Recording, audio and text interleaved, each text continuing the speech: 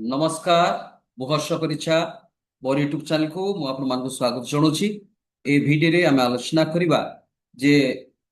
विजय Thalapathy superstar अभिनेता रु राजनेता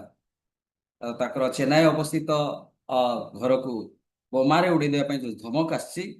सुप्रीम कोर्टर जो सीबीआई इन्वेस्टिगेशन तदंत ब्यूरो जो कथा उठी तार आम आलोचना करवा किंतु ता पूर्व मु अनुरोध करी भिडियोटी प्रथम शेष पर्यंत देखिए एवं लाइक शेयर सब्सक्राइब करने को भूलिए नहीं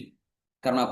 प्रत्येक सब्सक्राइब मत बहुत मूल्य लगुच नूतन नूतन तथ्य नहीं नुआ नुआ भिड आप सम्मुख उपस्थापन करने तेज आसतु आलोचना करवा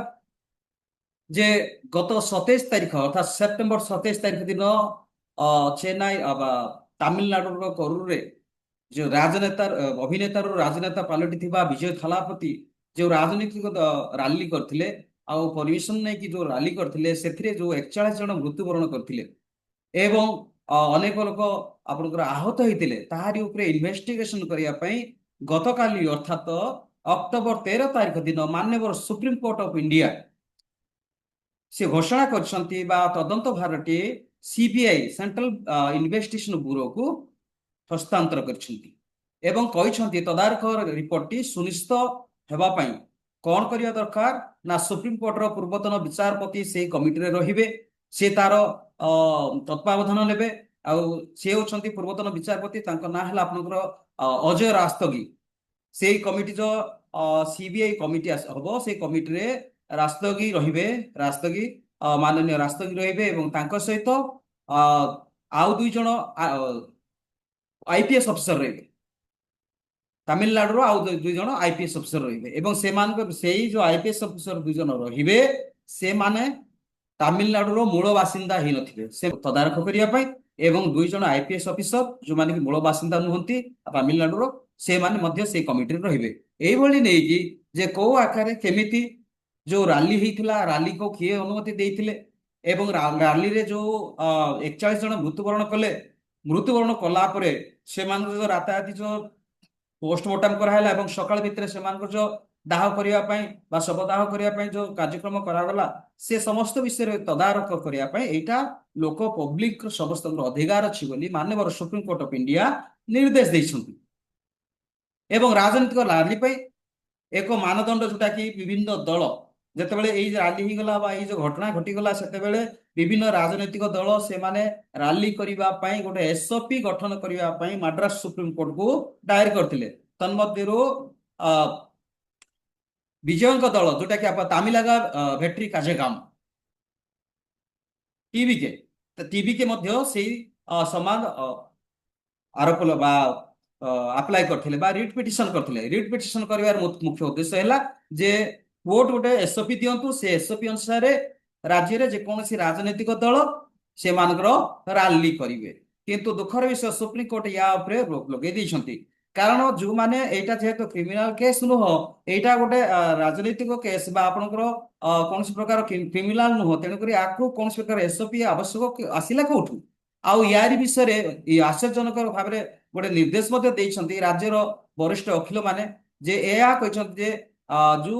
राजनीतिक दल विशेषकर टीवी के ये जो दायर कर एसओपी जो अनुरोध कर लिखिं से आवेदन गुड़िक आवेदनकारी माने केमिति फाइलिंग कर साधारणतः ज्ञान नाही एक कथाटी खंडपीठ आगे वकिल माने जनई एवं गोटे वरिष्ठ विशिष्ट विषय है जे टीवी के मुख्य जे कि विजय थालापति जे सिने स्टार तमिलनाडु महाधनी स्टार मान मध्य से अन्यतम एवं विशेष भाव में क्रेज रही से विजय थालापति चेन्नई स्थित हाउस को बम रे उड़े देवाई धमक आसला एवं धमक आसला परे विजय थालापति जहाँ पुलिस प्रशासन उपरे हस्तांतर पुलिस प्रशासन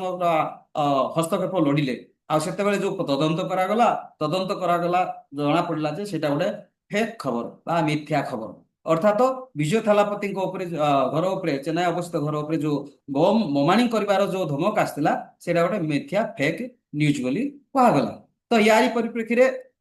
टीवी के साधारण संपादक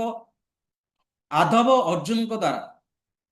जो मद्रास हाईकोर्ट रे अक्टोबर 3 तारिख रे तमिलनाडु पुलिस अधिकारी मानू नहीं गठित एसआईटी करने जो ଅନୁରୋଧ କରିଥିଲେ ବା ରିଟ୍ ପିଟିସନ କରିଥିଲେ ତାକୁ ମଧ୍ୟ ଅ, ଦଳ ତାକୁ ମଧ୍ୟ ସୁପ୍ରିମକୋର୍ଟ ଭର୍ତ୍ସନା କରିଛନ୍ତି ଏବଂ କହିଛନ୍ତି ଜଣେ ଅବସରପ୍ରାପ୍ତ ସୁପ୍ରିମକୋର୍ଟ ବିଚାରପତିଙ୍କ ତତ୍ତ୍ୱାବଧାନରେ ସ୍ୱାଧୀନ ତଦନ୍ତ ଦାବି କରିଛି, ଠିକ ଅଛି, କିନ୍ତୁ ସୁପ୍ରିମକୋର୍ଟ ବେଞ୍ଚ ହାଇକୋର୍ଟର ନିଷ୍ପତ୍ତି ପ୍ରକ୍ରିୟାରେ ଯଥାର୍ଥତା ଉପରେ ପ୍ରଶ୍ନ ଉଠିଛି। ବିଶେଷ କରି କହିବାକୁ ଗଲେ ଯେହେତୁ ମୂଳ ଆବେଦନଟି ଅପରାଧିକ ନୁହେଁ, କାରଣ ମୂଳ ଆବେଦନ ଅପରାଧିକ ନୁହେଁ, କାରଣ ସେଇଟା ଏସ୍ଓପି ମାଗୁଛନ୍ତି, ଷ୍ଟାଣ୍ଡାର୍ଡ ଅପରେଟିଂ ପ୍ରୋସିଜର ମାଗୁଛନ୍ତି। ତେଣୁକରି ୟା ଉପରେ କୌଣସି ଏସ୍ଓପି ବାହାର କରିବାର କୌଣସି ଆବଶ୍ୟକ ନାହିଁ। ତ ଆହୁରି ମଧ୍ୟ ଗୁରୁତ୍ୱ ଆରୋପ କରିଛନ୍ତି ଯୋଉ 30ରୁ 41 ଜଣ ପୀଡ଼ିତଙ୍କ ପୋଷ୍ଟମର୍ଟମ ହେଲା ଏବଂ ସକାଳ 4ଟା ଭିତରେ ଯୋଉ ଶବଦାହ ଉପରେ ଚିନ୍ତା ପ୍ରକାଶ କରିଥିଲେ ତାର ଉପରେ ଯୋଉ ତ୍ରୁଟି ହେଇଥିଲା ବା ବିଭିନ୍ନ ପ୍ରକାର ଭୁଲ ଭଟକା ହେଇଥିଲା ଯେ କେମିତି କଣ ତାର ପ୍ରୋସିଜର ଫଲୋ କରାଯିବ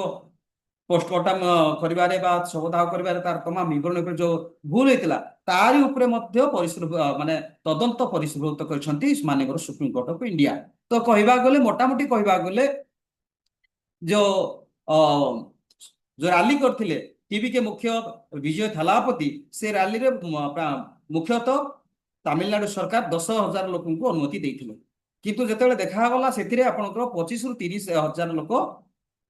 ରୁଣ୍ଡ ହେଇଥିଲେ, ତ ଯାହାର ଫଳରେ ଦଳାଚକଟା ହେଲେ ଏବଂ ପରିପ୍ରେକ୍ଷୀରେ ସେମାନେ ନିଜର ତାରକାକୁ ଦେଖିବା ପାଇଁ ଯୋଉ ଭିଡ ଜମିଲା ଯାହାର ଫଳରେ ଯୋଉ ଦଳାଚକଟା ହେଲା ସେଥିରେ ଯୋଉ ମୃତାହତ ହେଲେ ତାହାରି ଉପରେ ଗମ୍ଭୀର ଆରୋପ ଲଗେଇଛନ୍ତି ସୁପ୍ରିମକୋର୍ଟ ଏବଂ ସେଣ୍ଟ୍ରାଲ ଇନଭେଷ୍ଟିଗେସନ ବ୍ୟୁରୋକୁ ହସ୍ତାନ୍ତର କରିଛନ୍ତି। ତ ୟାରି ପରିପ୍ରେକ୍ଷୀରେ ଭିଡିଓଟି ଆପଣମାନେ ପ୍ରଥମରୁ ଶେଷ ପର୍ଯ୍ୟନ୍ତ ଦେଖିଥିବା ହେତୁ ମୁଁ ଆପଣମାନଙ୍କୁ ଧନ୍ୟବାଦ ଦଉଛି ଏବଂ ଲାଇକ୍ ସେୟାର ସବସ୍କ୍ରାଇବ କରିବେ ବୋଲି ମୁଁ ଅନୁରୋଧ କରୁଛି। Thank you so much. ନମସ୍କାର।